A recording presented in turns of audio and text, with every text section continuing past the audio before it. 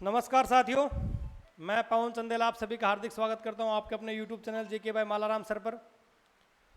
अपन Haryana GK पढ़ रहे हैं।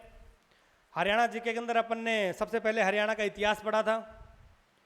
हरियाणा के इतिहास के अंदर अपन ने देख लिया था कि हरियाणा को प्राचीन समय में किस किस नाम से जाना जाता था। मैं पुराने समय में हरियाणा को क्या क्या कहा जाता था। मान लो कि महाभारत काल में हरियाणा को क्या कहा जाता था। ऋग्वेद के अंदर हरियाणा को क्या कहा गया था। हरना किसके द्वारा कहा गया था। हरियाणा किसके द्वारा कहा गया था। मैंने सारी चीज़ें आपको बता दी थी, हरियाणा के प्राचीन नाम। उसके बाद में अपन ने सिंधु घाटी सभ्यता के बारे में पढ़ा। सिंधु घाटी सभ्यता को पूरा किया, एक एक क्वेश्चन निकाले उसके। HSSC द्वारा पूछे गए प्रश्न भी देखे सारे अपन ने। जैसे सिंधु घाटी सभ्यता पूरी की, अपन ने वैदिक सभ्यता पढ़ी थी। मैंने आपको बताया कौन सी ग्रामीण थी, कौन सी शहरी सभ्यता थी, कौन सी गीढ़ पत्ती पर आधारित बसी हुई थी, कौन सी के अंदर कौन सी धातु से परिचित थे लोग। ये सारी चीज़ें मैंने आपको बता दिया, प्रश्न भी करवा दिया। पिछले क्लास के अंदर मैंने क्वेश्चनों का आंसर सेट भी करवा दिया आपको, प्रश्न उत्तरों का। उसके आगे अपन ने थोड़ा मगध साम्राज्य पढ़ा था। मगध साम्राज्य के अंदर अपन ने जो महाजनपद काल थे वो 16 भागों में बटे हुए थे, उसके बारे में पढ़ा। फिर अपन ने मगध साम्राज्य पढ़ा। जो 16 महाजनपद थे उनकी जानकारी अपने को किस में से मिलती है, कौन से बौद्ध धर्म ग्रंथ में मिलती है, कौन से जैन धर्म ग्रंथ में मिलती है, ये बात मैंने आपको बता दी थी। अंगुत्तर निकाय भगवती सूत्र थे ना वो। उसके बाद में अपन ने मगध साम्राज्य पढ़ा था। मगध साम्राज्य के अंदर अपन ने उसके वंश देख लिए थे। हर्यक वंश देख लिया, नाग वंश देख लिया, नंद वंश देख लिया था, मौर्य साम्राज्य काल देख लिया था। उसके बाद में योद्धगण राज्य पढ़ा था अपन ने। फिर अपन ने कुषाण कालीन गणराज्य पढ़ा था। तो मैंने सारी चीज़ें आपको पहले वीडियो जो 4-5 वीडियो डाली हैं लगातार, उनमें मैंने आपको बता दिए हैं चारों पांचों। अब आगे अपन बात करेंगे तो अपन हर्षवर्धन जी की बात करेंगे, जो पुष्यभीति वंश के शासक हुआ करते थे, उसके बारे में बात करेंगे अपन। आज हर्षवर्धन जी के बारे में पूरा पढ़ेंगे। पुष्यभीति वंश, पुष्यभीति वंश, पुष्यभीति वंश था। इसी को वर्धन वंश कहा जाता है। क्या कहा जाता है जी? वर्धन वंश कहा जाता है। जो पुष्यभीति वंश है इसी को क्या कहते हैं? वर्धन वंश कहते हैं। पुष्यभीति वंश को ही वर्धन वंश कहते हैं। दोनों को एक ही नाम है दोनों के। जैसे मैंने आपको बताया था थोड़ी देर एक पिछली क्लास के अंदर, प्राकृतनाग और औरंगाबाद योद्धगण राज्य की मोहरे जहां से मिले थी, योद्धगण राज्य की जो राजधानी हुआ करती थी, दोनों एक ही जगह के नाम है। एक पुराना नाम था, एक नया नाम था। इसी प्रकार पुष्यभीति वंश बोले या वर्धन वंश बोले, दोनों एक ही हैं। ठीक है।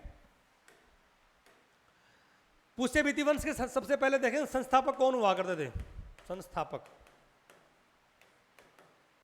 पुष्यभीति जी हुआ करते थे। कौन हुआ करते थे? पुष्यभीति जी हुआ करते थे। पुष्यभीति वंश के शासक कौन हुआ, संस्थापक कौन हुआ करते थे? पुष्यभीति जी हुआ करते थे। पुष्यभीति जी ने स्थानेश्वर के अंदर, कहां पे जी? स्थानेश्वर, जिसे आज के दिन में थानेश्वर कहा जाता है, उसके अंदर एक शिव मंदिर का निर्माण करवाया था। किसका निर्माण करवाया था सरकार? शिव मंदिर का निर्माण। बहुत बार HSSC प्रश्न पूछती है कि स्थानेश्वर का शिव मंदिर किसने बनवाया था। क्या पूछती है?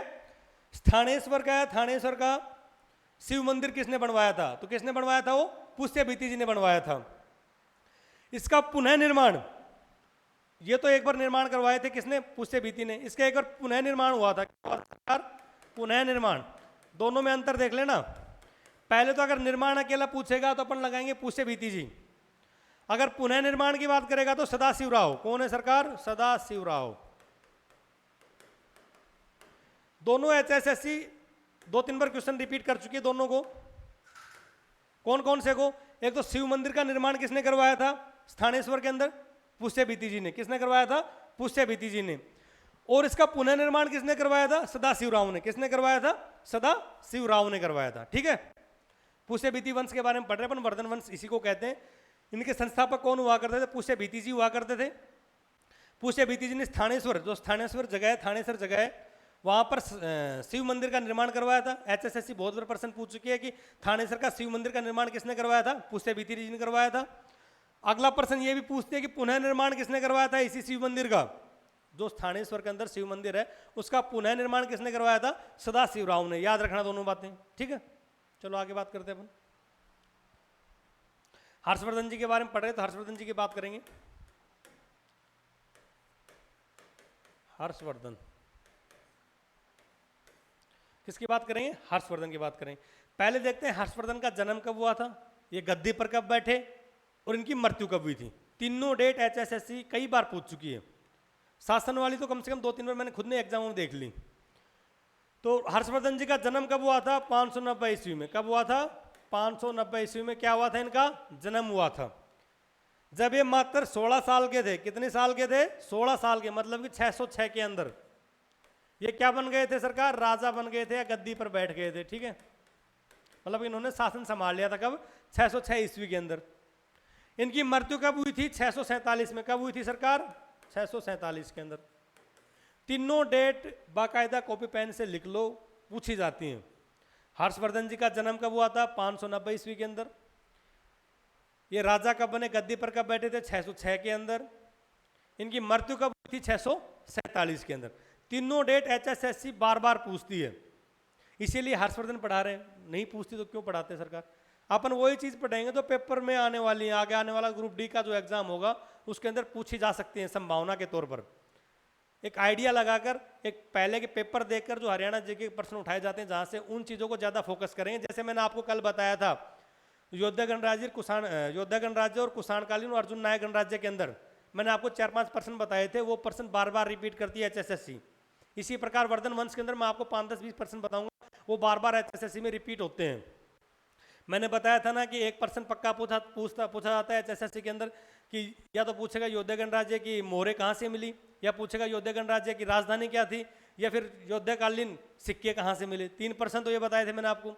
एक बात बताया था कुषाणकालीन सिक्के कहाँ से मिले थे, एक समुद्र गुप्तकालीन या गुप्तकालीन सिक्के कहाँ से मिले थे, ये चीज़ बताई थी। 5 प्रश्न हो गए। एक बताया था मैंने अर्जुन नायक गणराज्य हरियाणा में कहाँ तक फैला हुआ था, या हरियाणा में कहाँ तक था, महेंद्रगढ़ प्लस में राजस्थान के अंदर था। ये चीज़ ध्यान रखना, ठीक है। 4-5 प्रश्न मैंने आपको बड़े इंपॉर्टेंट बताया जो HSSC बार बार रिपीट करती है।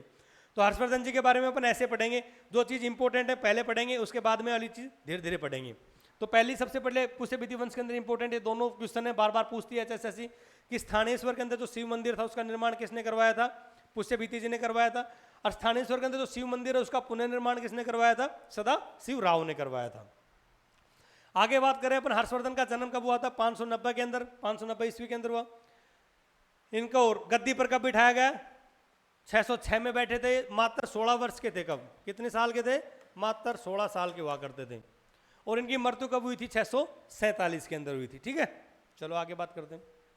इनके पिताजी का नाम क्या हुआ करता था? इनके पिताजी का नाम हुआ करता था प्रभाकर वर्धन। प्रभाकर वर्धन हुआ करता था।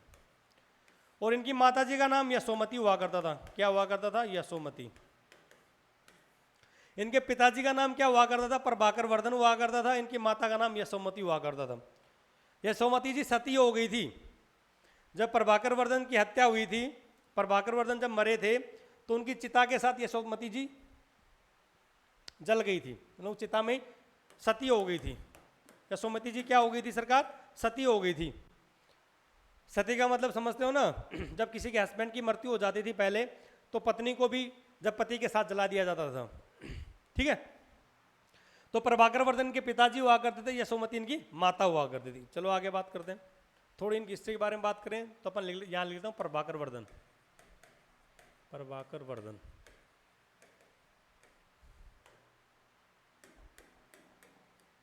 यहाँ लिख लेता हूँ। उनकी पत्नी का नाम यशोमती। यशोमती, ठीक है। चलो, तो इनके 3 संतानें थी। कितनी थी?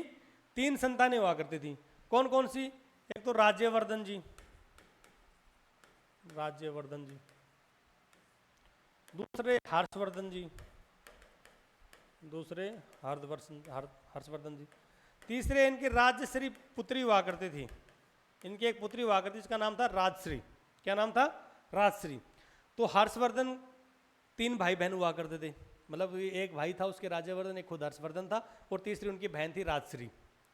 उनके पिता का नाम प्रभाकर वर्धन हुआ करता था, माता सती हो गई थी, उसका नाम था यशोमती, ठीक है। चलो आगे बात करते हैं। राजश्री की शादी है ना वो ग्रह वर्मा के साथ हुई थी। राजश्री की शादी थी, शादी किसके साथ हुई थी? ग्रह वर्मा के साथ हुई थी। राजश्री की शादी किसके साथ हुई थी? ग्रह वर्मा के साथ हुई थी। ग्रह वर्मा कौन हुआ करते थे? कन्नौज के। कहाँ के सरकार? कन्नौज के। कन्नौज के मोखरी वंश के राजा शासक हुआ करते थे। कन्नौज के मोखरी वंश के शासक हुआ करते थे। कौन? ग्रह वर्मा जी। ठीक है, आगे बात करते हैं। ग्रह वर्मा जी की हत्या किसने की थी? फिर क्या हुआ? ग्रह वर्मा जी की हत्या कर दी थी देवगुप्त ने। ग्रह वर्मा जी की हत्या कर दी थी किसने की थी? देवगुप्त ने। बोलो सरकार, देवगुप्त कौन हुआ करते थे? ये बता देंगे देवगुप्त कौन थे? जो देवगुप्त थे वो मालवा के शासक हुआ करते थे। कहां के थे? मालवा का एक शासक हुआ करता था जिसका नाम था देवगुप्त। उसने क्या किया था? जो राजश्री थी, उनके पति ग्रह वर्मा थे, उनकी हत्या कर दी थी। किसने की थी? देवगुप्त ने की थी। ठीक है भाई, देवगुप्त ने हत्या कर दी थी। आगे देखो,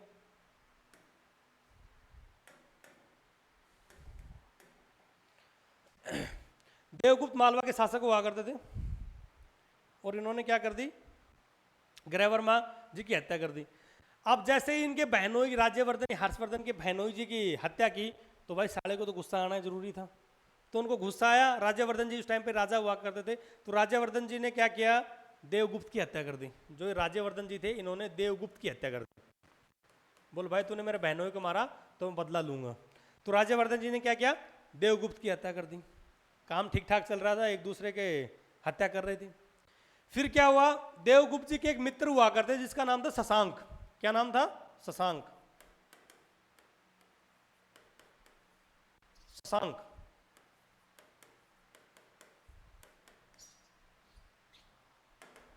देवगुप्त जी के एक मित्र हुआ करते थे जिसका नाम था शशांक।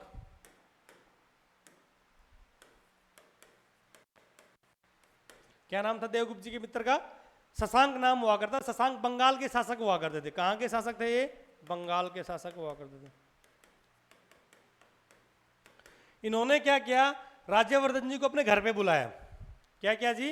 राज्यवर्धन जी को अपने घर पर बुलाया और धोखे से मार दिया। इसने इसकी हत्या कर दी, शशांक ने। शशांक ने किसकी हत्या कर दी? राज्यवर्धन जी की हत्या कर दी। शशांक वही शशांक है जिसने बोधि वृक्ष कटवाया था। ये वही शशांक है जिसने बोधि वृक्ष कटवाया था।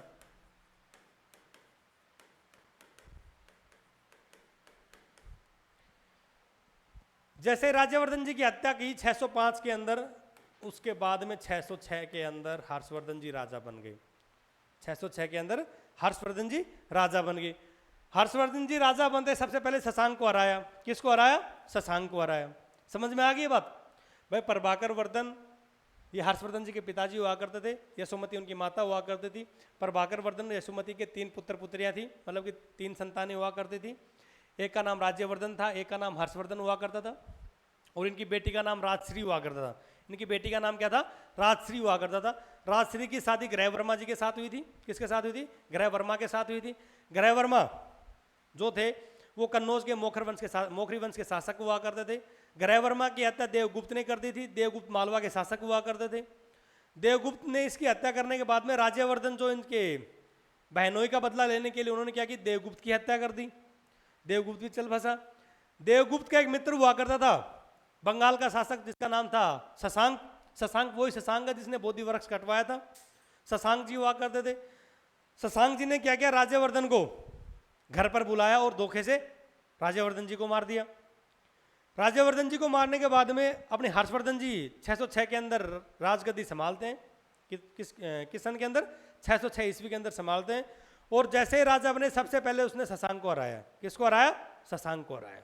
ठीक है, ये चीज होगी क्लियर। चलो आगे बात करते हैं हर्षवर्धन जी के बारे में। हर्षवर्धन जी,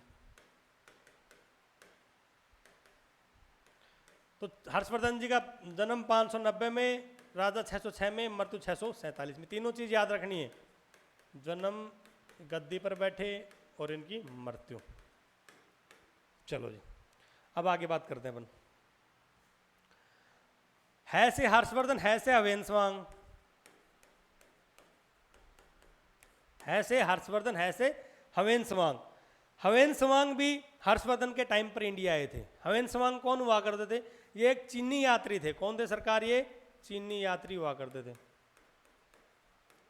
हवेंसवांग कौन थे? चीनी यात्री हुआ करते थे जो हर्षवर्धन के टाइम पर हरियाणा में आए थे, भारत में आए थे। ठीक है, हर्षवर्धन के टाइम पर आए थे। ये चीनी यात्री हुआ करते हवेंसवांग। हवेनस्वांग को यात्रियों का राजकुमार कहा जाता है। क्या कहा जाता है? बहुत बार प्रश्न पूछा गया है, यात्रियों का राजकुमार। बहुत बार प्रश्न पूछा गया है, यात्रियों का राजकुमार किसे कहा जाता है? हवेनस्वांग को कहा जाता है। हवेनस्वांग को शाक्य मुनि भी कहा जाता है। क्या कहा जाता है सरकार? शाक्य मुनि भी कहा जाता है। हवेनस्वांग को क्या कहा जाता है? शाक्य मुनि भी कहा जाता है। हवेनस्वांग किसके शासनकाल में इंडिया आए थे? ये चीनी यात्री हुआ करते थे, हर्षवर्धन के टाइम पर इंडिया आए थे। इन्हें यात्रियों का राजकुमार कहा जाता था, इन्हें शाक्य मुनि कहा जाता था। इनकी एक पुस्तक हुआ करती थी सीयू की। कौन सी पुस्तक? सीयू की। बहुत बार पूछी जाती है पुस्तकें, लिखते चलो भाई। मैंने 4-5 पुस्तकें आपको कल भी बताई थी। मैंने इंडिका पुस्तक बताई थी आपको। कौन सी पुस्तक बताई थी? एक इंडिका, इंडिका पुस्तक।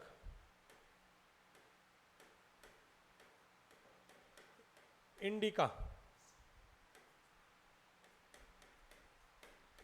मैंने कौन सी पुस्तक बताई थी आपको? एक इंडिका पुस्तक बताई थी, जो किसने लिखी थी? मेगस्थनीज ने। किसने लिखी थी?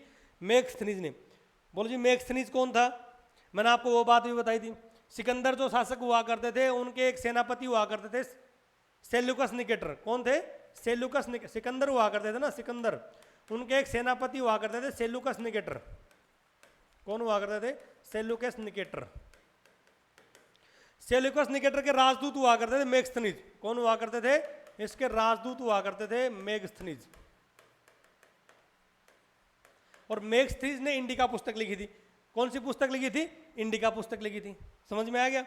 इसके अलावा मैंने आपको बताई थी एक पृथ्वीराज रासो, कल ही बताई थी। एक पृथ्वीराज रासो बताई थी, जो चंद्रप्रदाई ने लिखी थी। चंद्रप्रदाई कौन हुआ करते थे? पृथ्वीराज सिंह चौहान थे, उनके दरबारी कवि हुआ करते थे। मैंने आपको कल बाण भट्ट की किताबें बताई थी, हर्षवर्धन जी की बताई थी। चलो वो तो आज भी बता दें, हर्षवर्धन जी पढ़ रहे हैं तो उनके बारे में। तो हवेनस्वांग के बारे में बात करें तो हवेनस्वांग चीनी यात्री हुआ करते थे। ये इन्हें यात्रियों का राजकुमार कहते थे। इन्होंने सीयू की एक पुस्तक लिखी थी। ये इन्हें शाक्य मुनि कहा जाता था। ये 634 से लेकर 644 तक 634 से लेकर 644 तक हरियाणा के अंदर रुके थे। 634 से लेकर 644 के अंदर हरियाणा के अंदर रुके थे। ठीक है, हवेनस्वांग। चलो आगे बात करते हैं हर्षवर्धन जी की। अब बात करते हैं अपन हर्षवर्धन जी की पुस्तकों के बारे में। चलो हर्षवर्धन जी की पुस्तक देख लेते हैं। हर्षवर्धन जी खुद एक रचनाकार थे। उन्होंने 3-4 पुस्तकें लिखी थी, बड़ी फेमस है वो पुस्तकें, बार बार पूछी जाती हैं। एक तो रत्नावली। कौन सी जी? रत्नावली बहुत बार पूछी जाती है। रत्नावली। एक नागानंद। कौन कौन सी सरकार? रत्नावली, नागानंद, एक प्रियदर्शिका।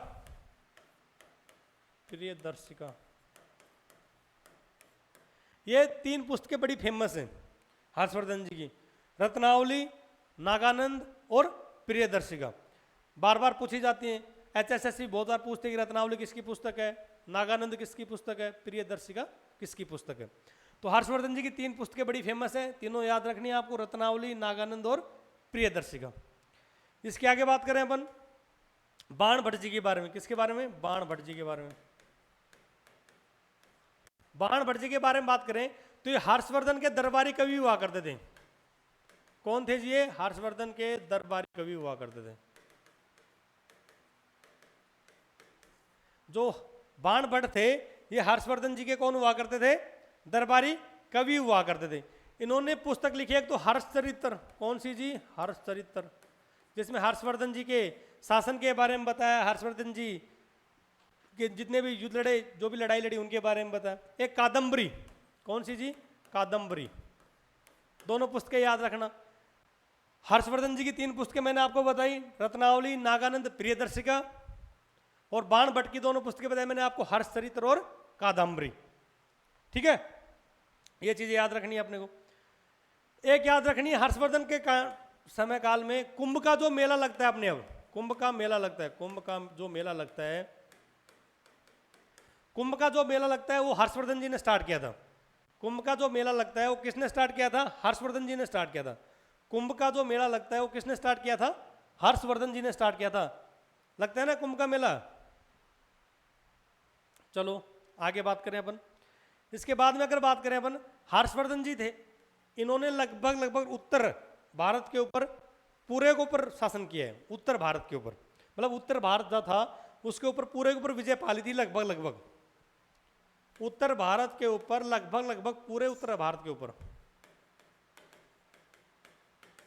पर विजय हासिल कर ली थी। अब ये सोचा कि अपन दक्षिण भारत में चल पड़े। कहाँ चल पड़े?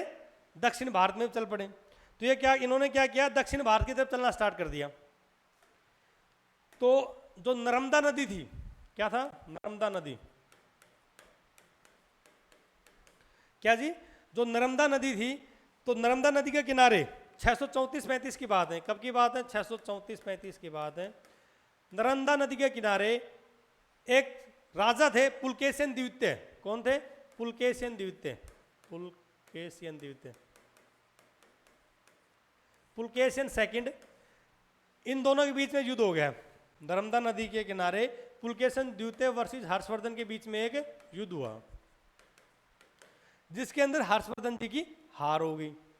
जिसके अंदर क्या हुआ? हर्षवर्धन जी की हार होगी और दक्षिण भारत की तरफ दोबारा से विजय हासिल करने के लिए नहीं गए। फिर उत्तर भारत पे तो लगभग लगभग पूरे पे विजय हासिल कर ली थी इन्होंने।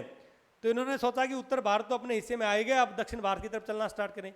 जैसे दक्षिण भारत तक गए तो नर्मदा नदी तक तो इनका कब्जा था। जैसे नर्मदा नदी के पार करने की कोशिश की, तब उधर से पुलकेशिन द्वितीय जी ने इनके साथ युद्ध करना स्टार्ट कर दिया और पुलकेशिन द्वितीय जी ने इनको हरा दिया। तो हर्षवर्धन जी कहाँ जाकर आ रहे थे? नर्मदा नदी के किनारे एक युद्ध हुआ था, पुलकेशिन द्वितीय वर्सेस हर्षवर्धन जी का, जिसमें हर्षवर्धन जी हार गए थे। और 647 के अंदर इनकी मृत्यु होगी। किसकी? हर्षवर्धन जी की। ठीक है। तो हर्षवर्धन जी से जो प्रश्न पूछे जाते हैं HSSC के अंदर, हरियाणा स्टाफ सिलेक्शन कमीशन द्वारा जो प्रश्न पूछे जाते हैं हर्षवर्धन जी के बारे में, लगभग लगभग अपन ने कवर कर लिए। लगभग लगभग अपन ने कवर कर लिए। इसके बाद में गुर्जर प्रतिहार वंश है, गुर्जर प्रतिहार वंश है। उसके बाद में फिर अपन पढ़ेंगे चौहान वंश, पढ़ेंगे तोमर वंश, पढ़ेंगे बीच में, फिर चौहान वंश पढ़ेंगे, मोहम्मद गजनवी के बारे में पढ़ेंगे। गुर्जर प्रतिहार वंश की मैं बात करूं तो पृथ्वी, गुर्जर प्रतिहार वंश,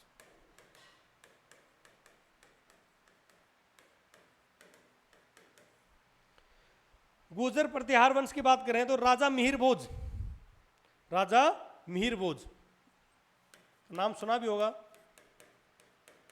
यही प्रश्न पूछा जाता है। राजा मिहिर भोज किस वंश के शासक हुआ करते थे? ज्यादातर प्रश्न कौन सा पूछा जाता है? राजा मिहिर भोज थे, वो किस वंश के शासक हुआ करते थे?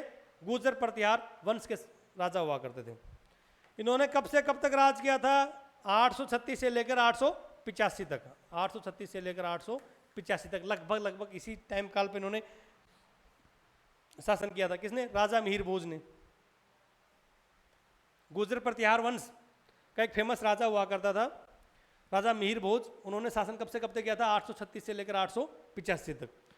प्रश्न यही पूछा जाता है गुर्जर प्रतिहार वंश से कि राजा मिहिर भोज थे किस वंश के शासक हुआ करते थे? गुर्जर प्रतिहार वंश के शासक हुआ करते थे। इसके अलावा एक चीज ध्यान रखना, ये अपने को ये बातें हैं, ये किसके बारे, मतलब जो राजा मिहिर भोज है, ये गुर्जर प्रतिहार वंश के जो राजा हुआ करते थे, ये अपने को कहाँ से पता चलता है? कौन से अभिलेख से पता चलता है? पेहवा का जो अभिलेख है, कहाँ से पता लगता है? पेहवा, पेहवा अभिलेख है, वहां से अपने को पता चलता है। कहां से पता चलता है सरकार? ये पेहवा अभिलेख से पता चलता है। ठीक है। पेहवा की बात करें तो ये व्यापार का प्रमुख केंद्र हुआ करता था। व्यापार का प्रमुख केंद्र हुआ करता था। व्यापार का प्रमुख केंद्र हुआ करता था। प्रमुख केंद्र हुआ, खासकर घोड़ों का व्यापार, खासकर घोड़ों का व्यापार का प्रमुख केंद्र हुआ करता। पेहवा कहाँ पे? कुरुक्षेत्र के अंदर।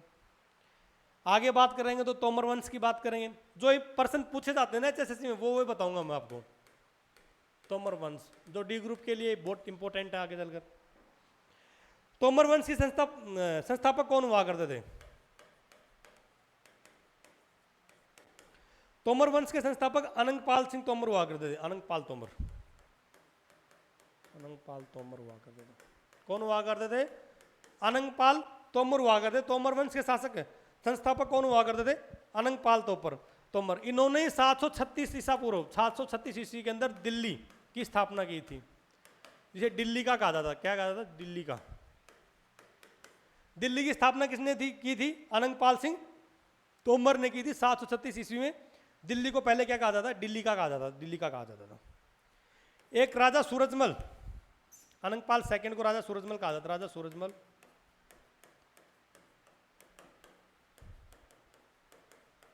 अनंगपाल सेकंड।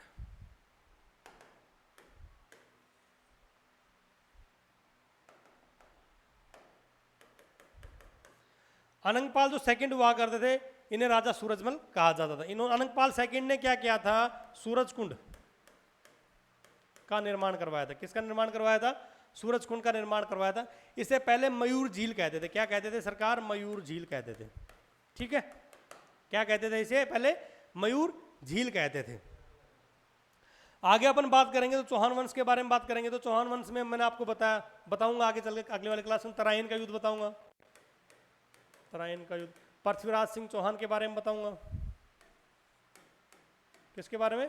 पृथ्वीराज सिंह चौहान। तराइन के 3 युद्ध हुए थे, फर्स्ट सेकंड थर्ड, वो अपन कल बात करेंगे। मैंने आपको बताया था 1191, 1192 और 1215। यल्दोज और इल्तुतमिश, तीसरा किसके बीच में हुआ था? Yalduz versus Iltutmish, Yalduz versus Iltutmish. Second था वो पृथ्वीराज सिंह चौहान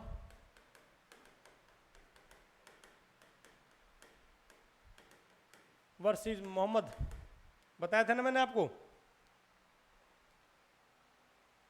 पृथ्वीराज सिंह चौहान वर्सेस गजनी के बीच में हुआ था।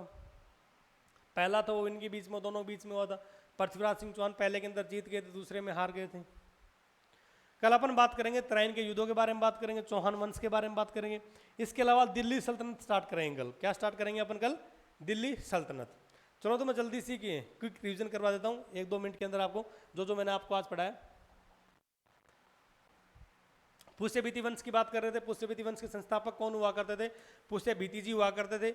स्थानेश्वर के अंदर शिव मंदिर था, उसका निर्माण करवाया था पुष्यभीति जी ने। उसका पुनर्निर्माण किसने करवाया? सदाशिवराव जी ने करवाया। हर्षवर्धन जी के बारे में बात करें तो हर्षवर्धन जी का जन्म 590 ईस्वी में हुआ था। 606 के अंदर ये राजा बने थे, 647 में इनकी मृत्यु हो गई थी। इनके माता पिता की बात करें तो इनके पिताजी का नाम प्रभाकर वर्धन हुआ करता था, माता का नाम यशोमती हुआ करता था, जो सती हो गई थी। इनके प्रभाकर वर्धन और जो यशोमती थी, इनके 3 पुत्र पुत्रियां हुआ करते थे, 3 बच्चे हुआ करते थे। एक का नाम राज्यवर्धन जी हुआ करता था, दूसरे का हर्षवर्धन, तीसरे का राजश्री इनकी पुत्री का नाम हुआ करता था। राजश्री की शादी ग्रह वर्मा जी के साथ हुई थी। ग्रह वर्मा जी कन्नौज के मोखरी वंश के शासक हुआ करते थे। ग्रह वर्मा जी की हत्या मालवा के शासक हुआ करते थे देवगुप्त ने कर दी थी। फिर देवगुप्त की हत्या राज्यवर्धन जी ने कर दी थी। फिर देवगुप्त जी के एक मित्र हुआ करते थे शशांक, जो बंगाल के शासक हुआ करते थे, जिन्होंने बोधि वर्ष को कटवाया था। शशांक ने इनको घर बुलाया राज्यवर्धन जी को और इनकी हत्या कर दी राज्यवर्धन जी की। उसके बाद में 606 के अंदर हर्षवर्धन जी राजा बने। राजा बनते सबसे पहले उन्होंने शशांक को हराया। आगे बात करें अपन हर्षवर्धन जी की तो हवेन सवांग एक चीनी यात्री हुआ करते थे, जो हर्षवर्धन जी के टाइम पर इंडिया आए थे। उसे यात्रियों का राजकुमार कहते थे, साक्य मुनि जी कहते हैं। वो हरियाणा के अंदर 634 से लेकर 644 तक रुके थे। इन्होंने एक पुस्तक लिखी थी सीयू की, बहुत बार पूछी जाती है सीयू की पुस्तक किसके द्वारा लिखी है? हवेन सवांग के द्वारा लिखी गई है। इंडिका पुस्तक मैंने आपको बताया थोड़ी देर पहले, मेगस्थनीज द्वारा लिखी गई थी। मेगस्थनीज कौन हुआ करता था? मेगस्थनीज अपने सेल्यूकस निकेटर हुआ करते थे, सिकंदर के सेनापति हुआ करते थे। सिकंदर के सेनापति हुआ करते थे सेल्यूकस निकेटर। सेल्यूकस निकेटर के राजदूत हुआ करते थे मेगस्थनीज। सेल्यूकस की निकेटर की बेटी का नाम कार्लोनी हुआ करता था, जिसकी शादी चंद्रगुप्त मौर्य जी के साथ हुई थी। सिकंदर के साथ में अपने पंजाब के एक राजा हुआ करते थे पोरस नाम के, पंजाब के पोरस राजा हुआ करते थे, जिनका युद्ध हुआ था सिकंदर के साथ, जिसे हाइडेस्पीज का युद्ध या झेलम का युद्ध कहते हैं। क्या कहते हैं? हाइडेस्पीज का युद्ध या झेलम का युद्ध कहते हैं। मैंने आपको पहले बता भी दिया वो। आगे बात करें हर्षवर्धन जी की तो हर्षवर्धन जी ने उत्तर भारत के ऊपर लगभग पर शासन किया है। तो वो दक्षिण भारत की तरफ बढ़ेगा, नर्मदा नदी से आगे जाने की कोशिश करेगा, तो नर्मदा नदी के किनारे पुलकेशिन द्वितीय ने इनको हरा दिया था। पुलकेशिन द्वितीय ने इनको हरा दिया था। इनकी 3 बड़ी फेमस पुस्तकें हर्षवर्धन जी की, रत्नावली, नागानंद, प्रियदर्शिका, तीनों पूछी जाती हैं HSSC द्वारा, बार बार याद रखनी है आपको। कुंभ का मेला भी इन्होंने स्टार्ट किया था, हर्षवर्धन जी ने स्टार्ट किया था कुंभ का मेला। बाण भट्ट जी हर्षवर्धन जी के दरबारी कवि हुआ करते थे। इन्होंने 2 पुस्तकें लिखी थी, एक कादम्बरी लिखी थी और एक लिखी थी हर्षचरित्र। हर्षचरित्र के अंदर हर्षवर्धन जी के शासन के बारे में बताया गया है। सारी चीजें हर्षचरित्र के अंदर ही बताई गई हैं। नर्मदा नदी के किनारे पुलकेशिन द्वितीय से हार गए थे और 647 के अंदर इनकी मृत्यु हो गई थी। फिर गुर्जर प्रतिहार वंश से एक पर्सन बड़ा फेमस पूछा जाता है कि राजा मीर भोज किस शासक के वंशज हुआ करते थे, तो ऑप्शन मिलेगा तो अपन को टिक करना है, गुर्जर प्रतिहार वंश के शासक हुआ करते थे। इन्होंने शासन कब से कब तक किया, 836 से लेकर 885 तक किया। पेहवा, ये जानकारी अपने को कहाँ से मिलती है, पेहवा अभिलेख से मिलती है। पेहवा था व्यापार का प्रमुख केंद्र हुआ करता था, खासकर घोड़ों का व्यापार यहाँ ज़्यादा हुआ करता था। उसके बाद में मैंने आपको बताया तोमर वंश के बारे में, तोमर वंश के संस्थापक आनंदपाल सिंह तोमर हुआ करते थे, जिन्होंने 736 ईस्वी के अंदर दिल्ली को बसाया। दिल्ली का नाम दिल्ली का हुआ करता था पहले, अब इसका नाम बदलकर दिल्ली कर दिया गया है। आनंदपाल सिंह तोमर, जो आनंदपाल सिंह सेकंड हुआ करते थे, उन्होंने सूरजकुंड, जो कुंड है सूरजकुंड मेला लगता है जहाँ पे सूरजकुंड है, उसकी खुदाई करवाई। इससे पहले मयूर झील के नाम से जानते थे, ये बात मैंने आपको बताई, HSSC बहुत बार पूछती है कि उसने। फिर अपन कल पढ़ेंगे तराइन के युद्ध, मतलब कि जो चौहान वंश है उसके बारे में पढ़ेंगे। तराइन का युद्ध पढ़ेंगे, तराइन के तीनों युद्ध पढ़ेंगे। पहला युद्ध 1191 में हुआ, दूसरा 92 में हुआ, तीसरा 1215 के अंदर हुआ। पृथ्वीराज सिंह चौहान जी के बारे में पढ़ेंगे। हाँसी का किला पढ़ेंगे, जो हाँसी का किला तलवारों का किला कहते हैं, वो पढ़ेंगे। उसके आगे अपन दिल्ली सल्तनत स्टार्ट करेंगे। क्या स्टार्ट करेंगे? दिल्ली सल्तनत स्टार्ट करेंगे। तो आज की क्लास यहाँ तक ही है। आप सभी का बहुत बहुत धन्यवाद। ऐसी वीडियो के लिए हमारा चैनल जेके भाई मालाराम सर को ज़्यादा से ज़्यादा लाइक शेयर सब्सक्राइब करें। और तो भाई पढ़ लो, अब तो ग्रुप डी की डेट भी दे दी है मेरे हिसाब से। आज तो न्यूज़पेपर में कटिंग भी आ रही है दबा कर कि ग्रुप डी का एग्जाम सितंबर लास्ट अक्टूबर फर्स्ट में करवा देंगे। मात्र 1 से 1.5 महीना है, दबा के मेहनत करो, नौकरी लग जाएगी। नौकरी लग जाएगी तो घर में खुशी आ जाएगी, 2-3 पीढ़ी सुधर जाएंगी, फायदा रहेगा।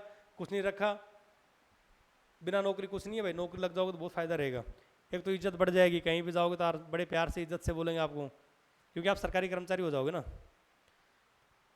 तो ऐसे ही जो हमने हरियाणा ग्रुप डी के लिए स्पेशल बैच स्टार्ट किया, उसकी क्लासेस कंटिन्यूस मिलती रहेंगी आपको। हमारे चैनल जेके भाई मालाराम सर को ज़्यादा लाइक शेयर सब्सक्राइब करें। बहुत बहुत धन्यवाद, थैंक यू।